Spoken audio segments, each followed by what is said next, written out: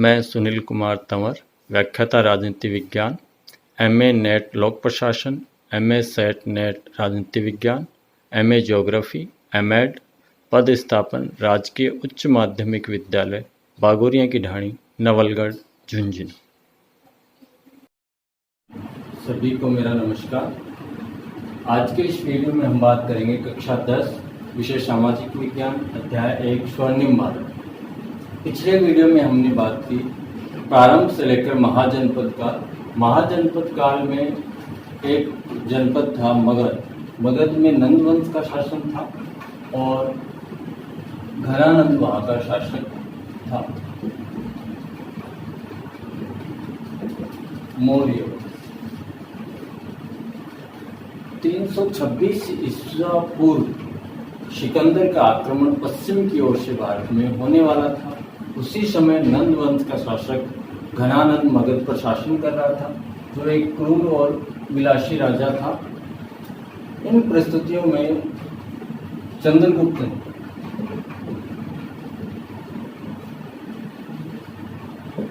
चंद्रगुप्त मौर्य ने सिकंदर के आक्रमण को विफल किया और 322 ईसा पूर्व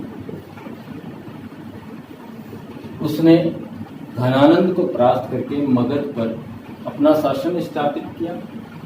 चंद्रगुप्त मौर्य वंश का संस्थापक है। 322 ईसा पूर्व से 298 ईसा पूर्व तक उसने शासन किया। चंद्रगुप्त मौर्य का गुरु जो है वो है कौटिल्य की सहायता से ही चंद्रगुप्त ने सिकंदर को वापस लौटने पर मजबूर किया और चंद्रगुप्त ने मगध जो एक महाजनपद है नंद वंश की समाप्ति कर वहाँ पे अपने वंश मौर्य वंश की स्थापना की। मौर्य वंश का संस्थापक कहलाया। चंद्रगुप्त मौर्य ने 305 ईसा पूर्व सिकंदर जो वापस लौट चुका था, रास्ते में उसकी मृत्यु हो गई। उसके बाद उसका सेनापति सेल्यूकस यूनान का शासक बना। वो पुनः लौट के आया 305 ईसा पूर्व। 305 ईसा पूर्व में सेल्यूकस और चंद्रगुप्त का युद्ध हुआ। इसमें सेल्यूकस को पराजय मिली। सेल्यूकस और चंद्रगुप्त के बीच कौटिल्य के द्वारा संधि करवाई गई, समझौता हुआ। उस समझौते के तहत सेल्यूकस ने उत्तर पश्चिम की ओर गांधार, अफगानिस्तान ये जो क्षेत्र था वो चंद्रगुप्त मौर्य को दे दिया और बदले में सेल्यूकस को 500 गज हाथी प्राप्त हुए और सेल्यूकस ने अपनी पुत्री हेलेना का विवाह चंद्रगुप्त मौर्य से किया। ये भारत का प्रथम अंतर्राष्ट्रीय विवाह है जो चंद्रगुप्त और सेल्यूकस की पुत्री हेलेना के बीच। उसके बाद सेल्यूकस ने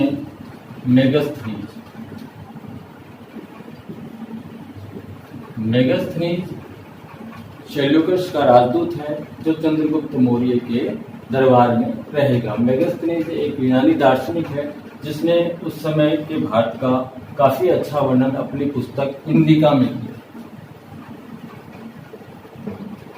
इंडिका मौर्य वंश की जानकारी का एक अच्छा स्रोत है जो उसके यूनानी राजदूत यहाँ पे है। उसने अपना आंखों देखा वर्णन उस पुस्तक में अपनी समझ के अनुसार लिखा है। चंद्रगुप्त के बाद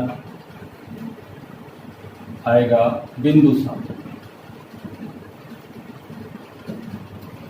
चंद्रगुप्त मौर्य अपने अंतिम समय में भद्रबाहु जो एक जैन मुनि है उनके प्रभाव में आया और उनके प्रभाव के कारण उसने जैन धर्म ग्रहण कर लिया।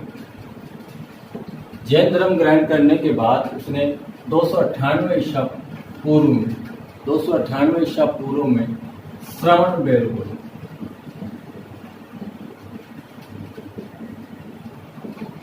ये है आपका मैसूर में उपवास रखकर अपना शरीर त्याग दिया। इस प्रकार चंद्रगुप्त मौर्य ने मौर्य वंश की स्थापना 322 ईसा पूर्व में की और 322 ईसा पूर्व से 298 ईसा पूर्व तक उसने शासन किया और उसका गुरु कौटिल्य, जिसको हम विष्णुगुप्त चाणक्य कह सकते हैं, उसकी सहायता से उसने सिकंदर को वापस लौटाया। यूनानी शासक सेल्यूकस को पराजित किया 305 ईसा पूर्व। उसकी पुत्री हेलेना से विवाह किया। उसका दरबारी मेगास्थनीज यहाँ राजदूत बना, जिसने इंडिका पुस्तक लिखी। भद्रबाहु से प्रभावित होकर जैन धर्म स्वीकार किया और अंतिम समय श्रवण बेलगोला मैसूर में उपवास रखकर अपने प्राण त्याग दिए। चंद्रगुप्त के बाद उसका पुत्र बिंदुसार शासक बना। बिंदुसार 298 ईसा पूर्व से 272 ईसा पूर्व तक शासक रहता है। बिंदुसार ने भी अपने दिग्विजयों के साथ मगध साम्राज्य को या चंद्रगुप्त मौर्य के साम्राज्य को और आगे बढ़ाया। यहाँ यूनानी दार्शनिक इसे अमित्रोचेटस कहते हैं। यूनान से अच्छे संबंध होने के कारण यहाँ मेगास्थनीज के बाद भी लगातार राजदूत रहे हैं और उन्होंने मौर्य वंश का काफी अच्छा वर्णन किया है। तो वो बिंदुसार को अमित्रोचेटस कहते हैं, यानी बिंदुसार ने कहकर अमित्रोचेटस उसको कहा जा रहा है। और इस समय बिंदुसार के समय यूनान का शासक जो था एंटीओकस था और उसने यहाँ डायमेकस को राजदूत बनाया। डायमेकस। सेल्यूकस के समय मेगास्थनीज था, चंद्रगुप्त बिंदुसार के समय वहां डायमेकस राजदूत है और एंटीओकस वहां का शासक। तो ये था बिंदुसार। उसके बाद एक इम्पोर्टेंट शासक जो है वो है अशोक। अशोक इस वंश का सबसे प्रतापी और भारतीय इतिहास का सबसे इम्पोर्टेंट शासक है। इसीलिए अशोक को महान भी कहा जाता है।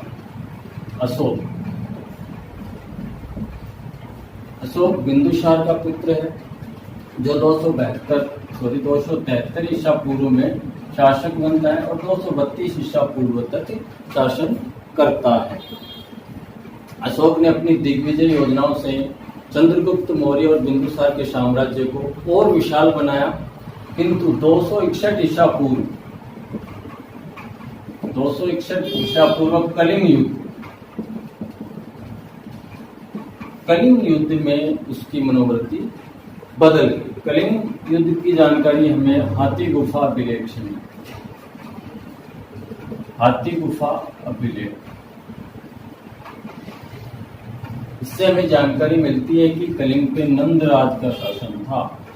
नंदराज इस युद्ध में पराजित हुआ और इस युद्ध में काफी नरसंहार, लगभग 1 लाख लोग मारे गए, जिनको देखकर अशोक का मन परिवर्तित हो गया और उसने भेरी घोष के स्थान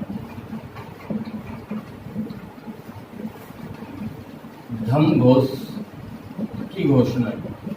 भेरी घोष युद्ध का आगाज, धम घोष यानी अहिंसा, धर्म के मार्ग पे चलना, यानी उसने युद्ध नीति का त्याग कर दिया। तो कलिंग युद्ध के बाद अशोक ने युद्ध नीति का त्याग कर दिया, इसी कारण वो महान कहलाया। किंतु यही मुख्य कारण था जो मौर्य वंश को आगे पतन की ओर लेकर जाए। इसके बाद अशोक जो है उपगुप्त के प्रभाव में आया। उपगुप्त बौद्ध भिक्षु हैं, इनके प्रभाव में आया और इनके प्रभाव में आने के कारण अशोक जो शिव भक्त था वो गुप्त के कारण बौद्ध धर्म को ग्रहण कर लेता है। बौद्ध धर्म को ग्रहण करने के बाद अशोक अपने गुरु मोगलीपुत्र तीस से प्रभावित होकर उसने आजीविकों के लिए बौद्ध, जैन, हिंदू या अन्य सभी धर्मों के जो आजीवक थे उनके लिए 4 गुहाओं का निर्माण, गुफा कह सकते हैं, का निर्माण करवाया।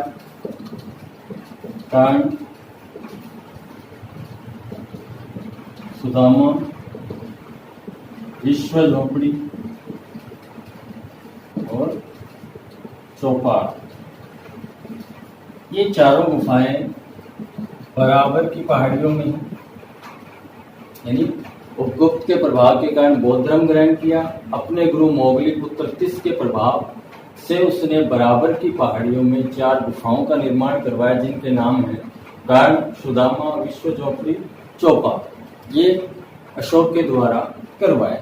अब युद्ध नीति का त्याग करने के कारण उसने धम्म की घोषणा की। इसलिए हम अब अशोक के बारे में निम्न बिंदुओं के अंतर्गत उसका अध्ययन करें। नंबर 1 धम्म। नंबर 2 है धम्म यात्रा। नंबर 3 है धम्म महामार्ग। और चौथा है अभिलेख। धम्म, जैसा कि हमने अभी बात की, 261 ईसा पूर्व कलिंग युद्ध के बाद अशोक ने धम्म की घोषणा की, युद्ध नीति का त्याग कर दिया। अब वह सत्य, अहिंसा, परोपकार, मानव कल्याण की बात करेगा। धम्म के बारे में अशोक के दूसरे और 7वें अभिलेख से हमें जानकारी मिलती है। उसने मानव कल्याण के लिए धम्म की घोषणा की, धर्म की घोषणा की और धर्म के अनुसार चलते हुए मानव कल्याण, समाज कल्याण की बात, परोपकार की बात उसने की है। उसके बाद धम्म यात्रा।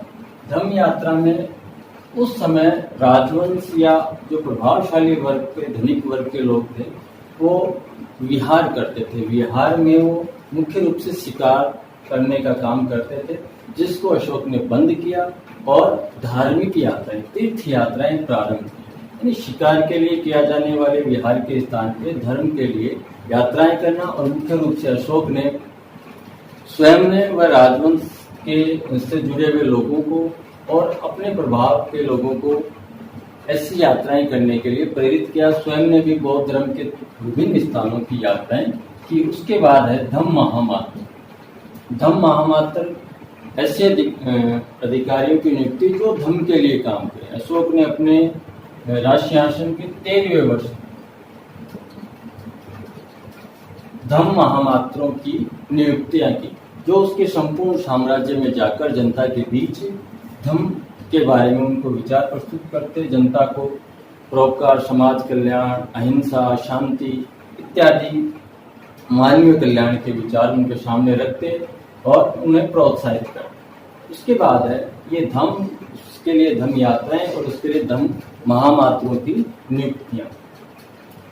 धम्म महामात्रों में अशोक ने स्वयं के पुत्र महेंद्र और संघमित्रा, अपनी पुत्री संघमित्रा को श्रीलंका भेजा, ताम्रपर्णी जिसको कहा जाता था उस समय। और वहां का शासक था तिस, जिसने अशोक को देवनापिरी की उपाधि दी। अशोक का पुत्र था महेंद्र और पुत्री संघमित्रा। महेंद्र बोधि वृक्ष के अंश लेकर श्रीलंका गया। श्रीलंका उस समय ताम्रपर्णी कहलाता था। उसका शासक था तिस। तिस ने अशोक को देवनापिरी की उपाधि दी। महेंद्र के द्वारा श्रीलंका में बौद्ध धर्म का पदार्पण किया। उसके बाद उसका प्रभाव वहां पे बढ़ा। उसके बाद बात करते हैं अभिलेख। ये अशोक की सबसे इम्पोर्टेंट विषय जो है, बिंदु है। अशोक ने भारतीय इतिहास में सबसे पहले अभिलेख परंपरा स्थापित की। अभिलेख के माध्यम से वह अपनी जनता को संबोधित करता था और आज ये अभिलेख हमें उस समय की जानकारी के लिए प्रमाणिक स्रोत हमारे पास उपलब्ध है। अभिलेख, अशोक ने मुख्य रूप से अभिलेखों के बारे में, अभिलेखों के संबंध में मुख्य रूप से हम कह सकते हैं कि उसके अभिलेख ब्राह्मी लिपि और उसके बाद दूसरी है खरोष्ट लिपि। अशोक के जो अभिलेख हैं वो ब्राह्मी लिपि में लिखे गए, कुछ अभिलेख खरोष्टी लिपि में लिखे गए। इन अभिलेखों से हमें मौर्य वंश की और अशोक के बारे में प्रमाणित जानकारी इतिहास की प्राप्त होती। तो अशोक ने धम्म यात्रा, धम्म महामात्र और अभिलेख, ये अभिलेख की परंपरा अशोक को जो है ईरानी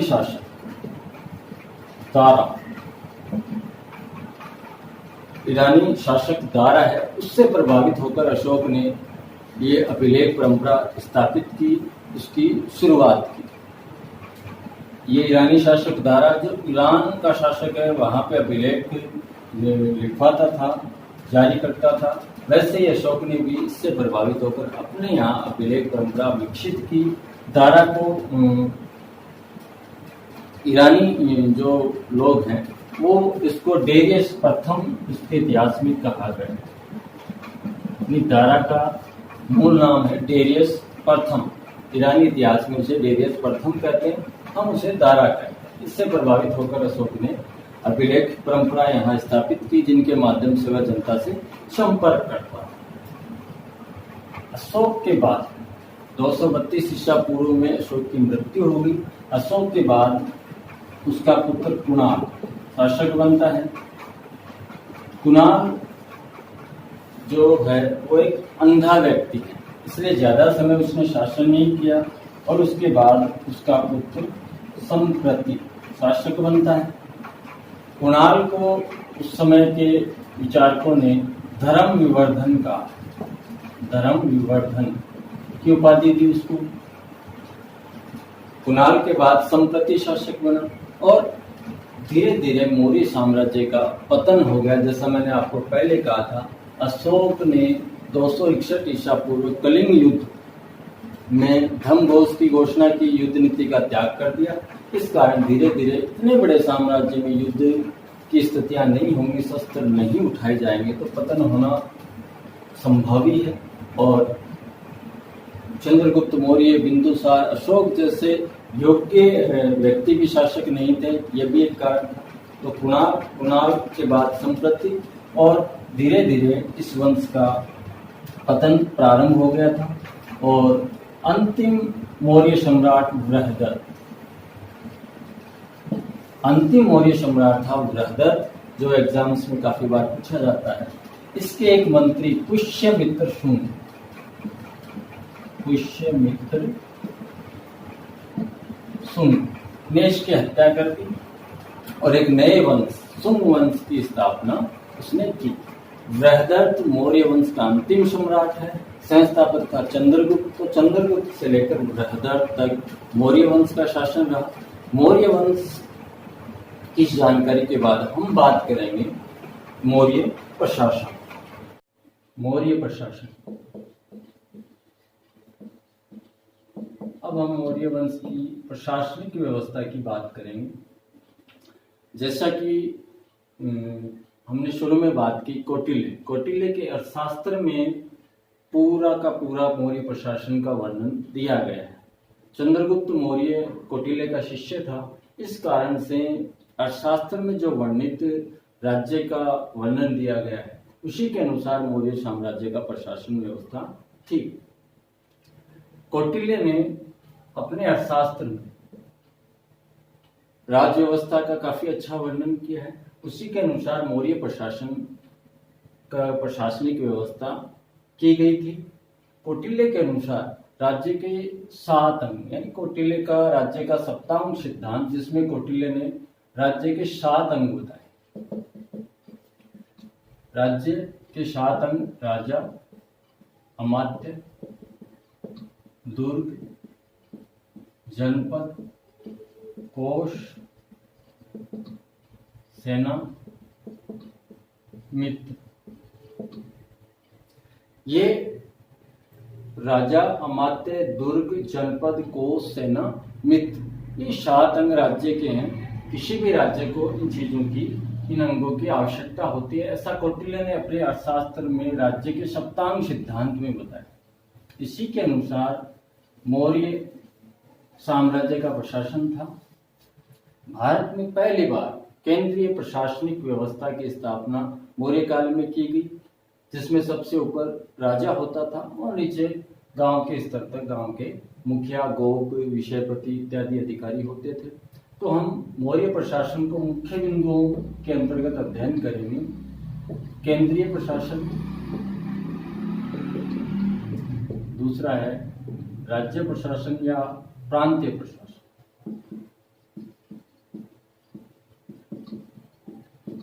उसके बाद हम बात करेंगे नगर प्रशासन।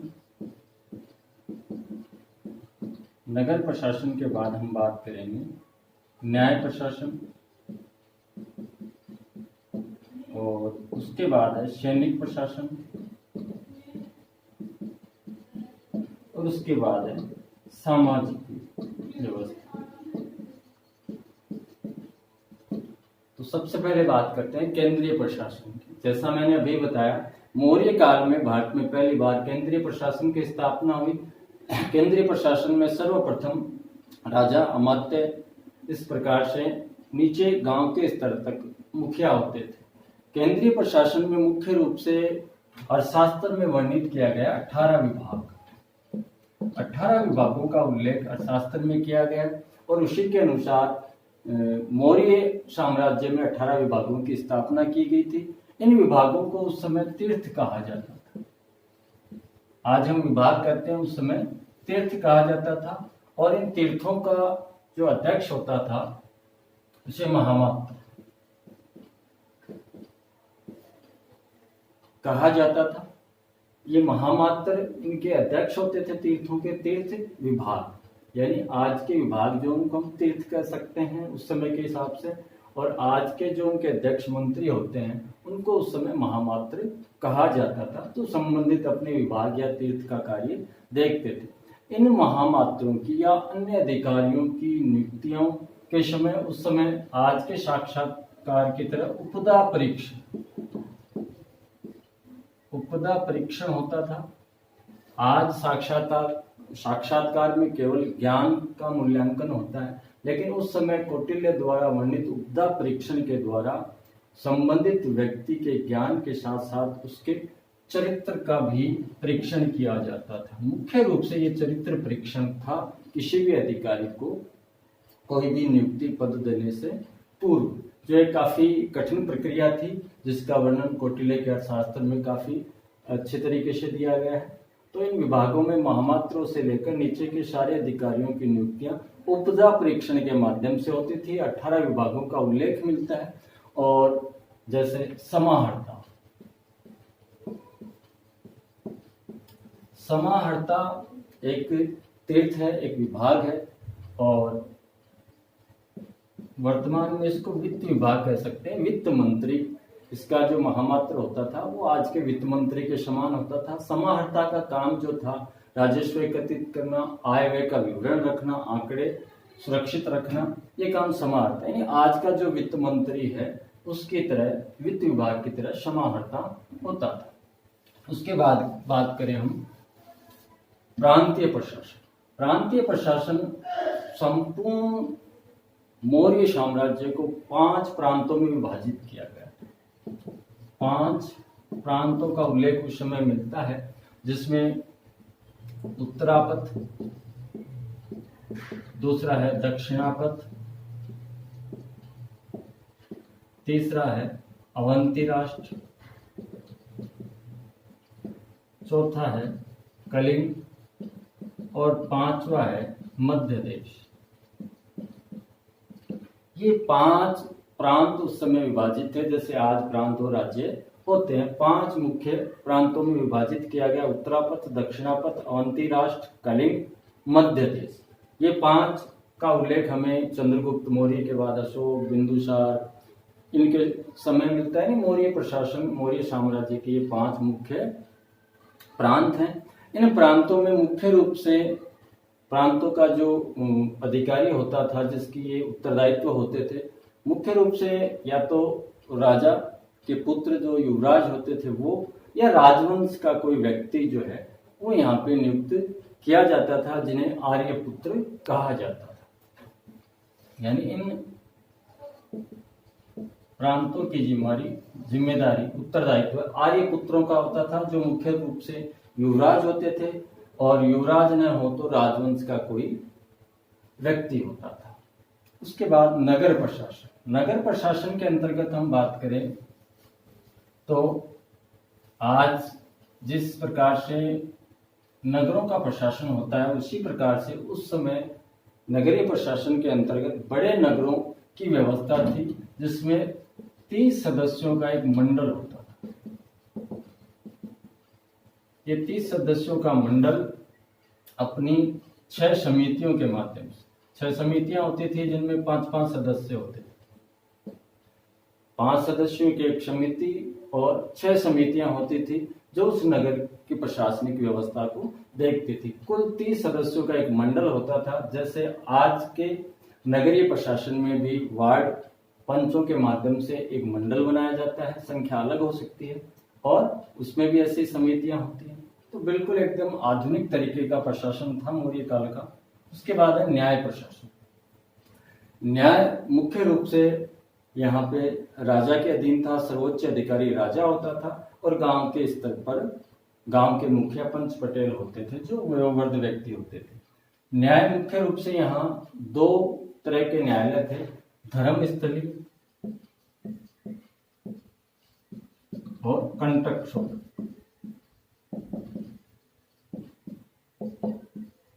धर्मस्थलीय न्यायालय दीवानी और सिविल प्रकार के मामले जो होते हैं उनको देखता था।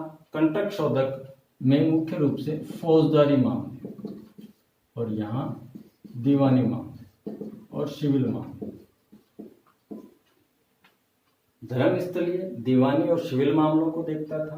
कंटक शोधक फौजदारी मामलों को देखने वाले न्यायालय थे। उसके बाद है सैनिक प्रशासन। सैनिक प्रशासन में सेना का बड़ा महत्व था। मेगास्थनीज के अनुसार मौर्य काल में, और मुख्य रूप से मेगास्थनीज ने बिंदुसार और चंद्रगुप्त के समय की बात की, 5 प्रकार की सेना थी। पैदल 6 लाख सैनिक उसमें थे। दूसरा अश्वरोही 50,000, गज या हाथी 9,000, रथ सेना 800 और फिर थी नौसेना। सेना का बहुत बड़ा महत्व था और मौर्य साम्राज्य काफी बड़ा साम्राज्य था, इसलिए 5 प्रकार की सेना की व्यवस्था थी। पैदल सैनिक जो लगभग 6 लाख थे, अश्वरोही जो 50,000 थे, गज सेना हाथियों की सेना 9,000 और रथ सेना 800 और एक उन्नत प्रकार की नौसेना। ये उस समय मौर्य सेना की व्यवस्था थी। सेना का जो मुख्य अधिकारी होता था सैनिकों के प्रबंध के लिए, उसको अंतपाल कहा जाता था। ये अंतपाल का उत्तरदायित्व होता था कि वो सैनिकों या सेना की व्यवस्था करे, प्रबंध करे। उसके बाद है सामाजिक व्यवस्था। सामाजिक व्यवस्था में हम बात करें तो उस समय कौटिल्य के अनुसार 4 वर्ण थे और 4 वर्ण अपने अपने अनुसार अपने अपने दायित्वों का निर्वहन करते थे। किंतु मेगास्थनीज ने समाज के बारे में यहाँ वर्णन किया है। क्योंकि वो यूनान से था, इसलिए भारतीय समाज को अच्छी प्रकार से न समझने के कारण उसने यहाँ 7 जातियों का उल्लेख किया। जबकि कौटिल्य 4 वर्णों की बात कर रहे हैं, लेकिन मेगास्थनीज जो है वो 7 जातियों का उल्लेख करता है, क्योंकि उसने वर्ण, जाति और व्यवसाय इन तीनों को समझने में कहीं त्रुटि की और उनको एक साथ ही समन्वित कर दिया। उसके बाद समाज में स्त्रियों की स्थिति। स्त्रियों की स्थिति काफी अच्छी थी। आज के दृष्टिकोण से भी उन्नत कह सकते हैं। उनको शिक्षा ग्रहण करने का, स्वयं रचने का अधिकार था। इन्हीं के साथ उस काल में, मौर्य काल में, स्त्रियों को पुनर्विवाह और नियोग, पुनर्विवाह का अधिकार था। नियोग का भी उन्हें अधिकार था, जो आज भी कहीं ना कहीं संभव नहीं है। लेकिन उस समय महिलाओं को इतने सारे अधिकार थे, शिक्षा वगैरह ये तो था ही, उसके साथ पुनर्विवाह और नियोग सबसे इम्पोर्टेंट ये अधिकार महिलाओं के उस समय थे। इस प्रकार हम कह सकते हैं कि मौर्य प्रशासन जो है आज के आधुनिक प्रशासन से किसी भी प्रकार से कमतर नहीं था और वो आधुनिक समाज के प्रशासनिक व्यवस्था का बहुत ही अच्छा उदाहरण था, जिससे हम आज भी बहुत कुछ ग्रहण कर सकते हैं। और ये सारा का सारा प्रशासनिक व्यवस्था जो है कौटिल्य की अर्थशास्त्र पर आधारित थी। तो आज के लिए इतना ही। अगले वीडियो में हम बात करेंगे गुप्त वंश की। धन्यवाद।